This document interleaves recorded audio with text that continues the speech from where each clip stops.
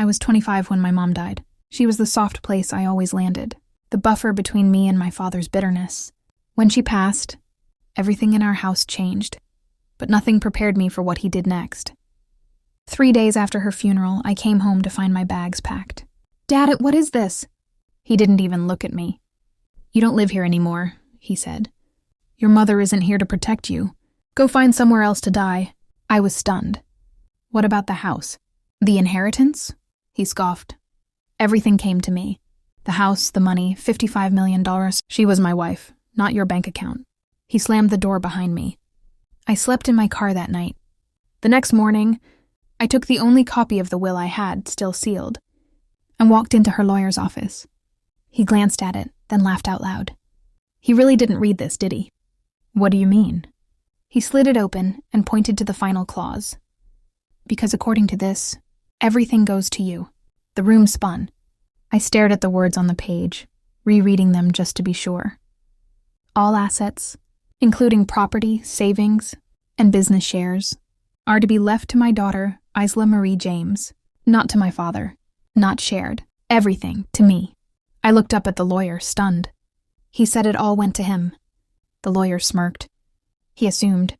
He never even came to open the will. Just filed his own claim. Illegally, I might add. What do I do now? He slid a second document toward me.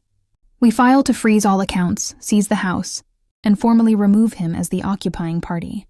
And don't worry, the estate will cover everything." By the end of that week, court papers were in motion. By the next, my father's accounts were frozen, his access revoked, and a notice taped to the front door. "Vacate immediately. Property owner enforcing rights."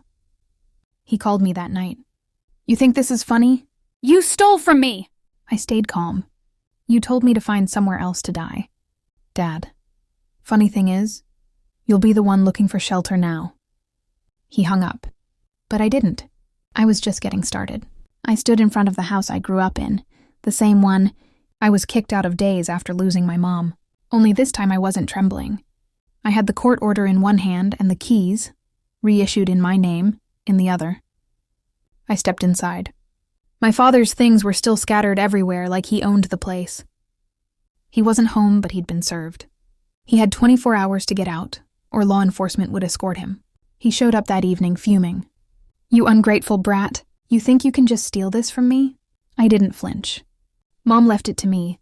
You were never supposed to have any of it. She was my wife. She was my mother," I snapped. "And she knew exactly who you were. That's why she protected me in life, and in death." He scoffed, tried to barge past me, but I blocked the door. "I have a legal team now. You come near this house again, they'll file for harassment." He stood frozen, red-faced and shaking. For once he had no control. No power, no money. He left without another word. And I locked the door behind him, for good. A week after reclaiming the house, I found a small, sealed envelope hidden inside my mother's jewelry box. My name was written on it in her handwriting. "For Isla, open only when you're safe." Inside was a letter. "My sweet girl, if you're reading this, it means your father did exactly what I feared. But don't let his cruelty define your future. I've set things in motion not just to protect you, but to free you." She explained that she'd been secretly moving assets into a trust under my name for years.